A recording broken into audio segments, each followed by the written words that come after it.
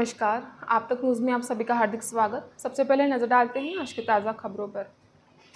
आपत्तिजनक टिप्पणी, अंदरूनी कलह पड़ी भारी, बुधवार को आत्ममंथन की जरूरत, नहीं बढ़ा पाए वोटिंग प्रतिशत। खामगांव विधानसभा क्षेत्र में एडवोकेट आकाश फुंडकर ने लगाई जीत की हैट्रिक। कर्ज के लिए भटक रहा अन्नदाता, किसानों को काटने पड़ रहे बैंकों के चक्कर। अज्ञात ट्रैक्टर ने कार को मारी टक्कर, महिला घायल। मामूली बात पर किया हमला और जगह के विवाद में सत्तूर मारा। अब देखते समाचार विस्तार से। राज्य में महायुति को बहुमत मिल गया है। विदर्भ में बीजेपी उम्मीदवारों ने अपना गढ़ बरकरार रखा है, लेकिन यह कहने का समय आ गया है कि भाजपा पर दुर्ग तो बचा लिया, लेकिन शेर चला गया।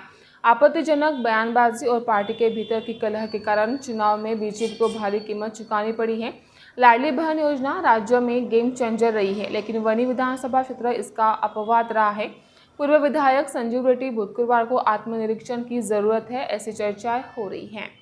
वनी विधानसभा के नवनिर्वाचित विधायक संजय देरकर की पत्नी किरण देरकर कई सालों से महिलाओं के लिए काम कर रही हैं। वे कई सामाजिक गतिविधियों को अंजाम देकर इस महीने की लीडर बनकर उभरी हैं। निर्वाचन क्षेत्र में उन्होंने महिला सशक्तिकरण के लिए काम करने वाले संगठन को बढ़ाया है। कहा जाता है कि उनके संगठनात्मक कौशल्य से महाविकास आघाड़ी को फायदा हुआ है। पूर्व विधायक संजीव रेड्डी बुधवार यह वर्ष 2014 के मोदी लहर में चुनकर आए थे। यह सभी को पता है। वर्ष 2019 में 5 वर्ष के समय अवधि में उनका नेतृत्व में दल ने निर्वाचन क्षेत्र में अपना अस्तित्व निर्माण किया, जिसके चलते ग्रामीण इलाकों में पकड़ मजबूत बन गई। जिसके चलते वर्ष 2019 के चुनाव में उम्मीदवारों की संख्या ज़्यादा होने की वजह से उनकी सहजता से जीत हुई थी। 10 वर्ष के समय अवधि में भाजपा के कैडर बेस मतदाता होने की वजह से लोकसभा चुनाव में स्पष्ट हुआ था। विधानसभा चुनाव में लगभग उतने ही कैडर बेस वोटिंग भाजपा को की गई। प्रचार यंत्रणा कमजोर होने की वजह से बुधवार अपनी वोटिंग प्रतिशत बढ़ा नहीं पाए। यह इस चुनाव में दिखाई दिया। चुनाव के दौरान भाजपा के प्रचार कार्यालय में जो कुछ हुआ उसे संभालने में वे विफल रहे। बुधवार पार्टी की आंतरिक कलह को संभाल नहीं सके। पुराने लोगों को साथ लेकर प्रचार तंत्र चलाना जरूरी था। विधानसभा क्षेत्र में भाजपा का बूथ स्तर तक काम है, लेकिन इस चुनाव में इसका कोई खास फायदा होता नहीं दिखाई दिया। वोटों की गिनती को नवनिर्वाचित विधायक संजय देरकर के गृह तहसील मारेगांव से शुरू हुई। देरकर ने पहले राउंड से ही बढ़त बनाई शुरू कर दी। बुधवार उन्हें रोकने में विफल रहे। प्रचार के दौरान मनसे उम्मीदवार राजू उम्बरकर और निर्दलीय उम्मीदवार संजय खाड़े ने मारेगांव तहसील में बड़े पैमाने पर प्रचार किया, लेकिन उन्हें भी अपेक्षित बहुमत नहीं मिला। खामगांव विधानसभा निर्वाचन क्षेत्र में भाजपा उम्मीदवार आकाश फुंडकर ने अपने प्रतिद्वंदी भारतीय राष्ट्रीय कांग्रेस के पूर्व विधायक राणा दिलीप कुमार सानंदा को 25,232 वोटों से हराकर अपनी जीत की हैट्रिक बनाई। खामगांव विधानसभा क्षेत्र में बीजेपी के आकाश फुंडकर को 1,08,946 और कांग्रेस के राणा दिलीप कुमार सानंद को 83,714 वोट मिले, जबकि वंचित के देवराव हिवराले को 26,346 वोट मिले।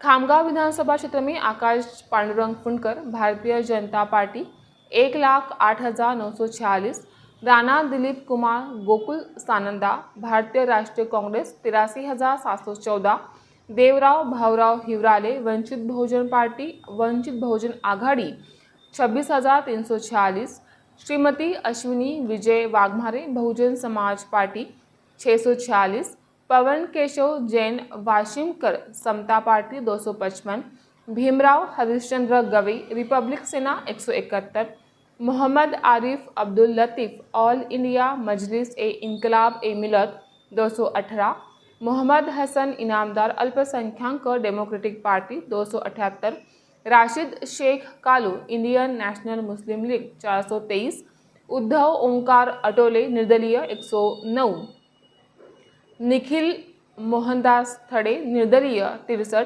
प्रकाश वासुदेव लोखंडे निर्दलीय 134, मोहम्मद फारूक अब्दुल वहाब निर्दलीय 501, रमेश केशवराव खिरटकर निर्दलीय 372, विजय विश्राम इंगले निर्दलीय 379, सिद्धोधन भारत साल्वे निर्दलीय 424, शेख फारूक शेख बिस्मिल्लाह निर्दलीय 281, श्याम बंसीलाल शर्मा निर्दलीय 888।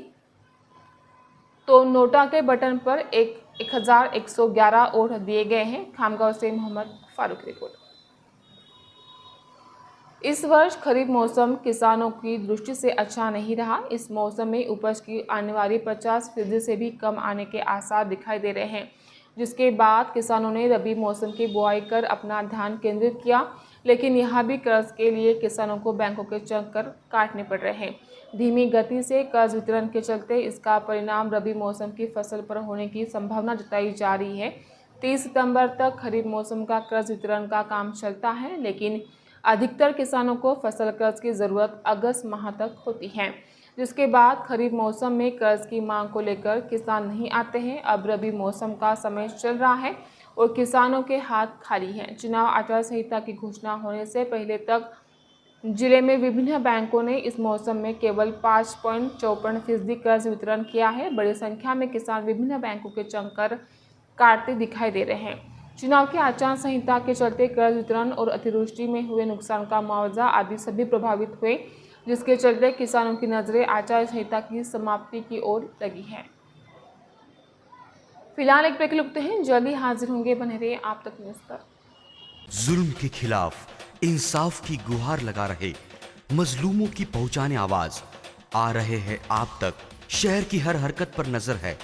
अगर भ्रष्टाचार को उजागर करने की आप में हिम्मत है तो आ रहे हैं आप तक।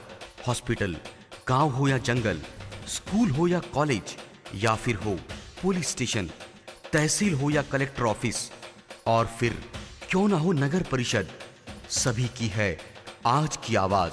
मुझे इंसाफ चाहिए। तो आ रहे हैं हम आप तक न्यूज यवतमाल, बोरुंडिया कॉम्प्लेक्स, विवेकानंद विद्यालय के पास यवतमाल। समाचार एवं विज्ञापन के लिए इन नंबरों पर संपर्क करें। 98503537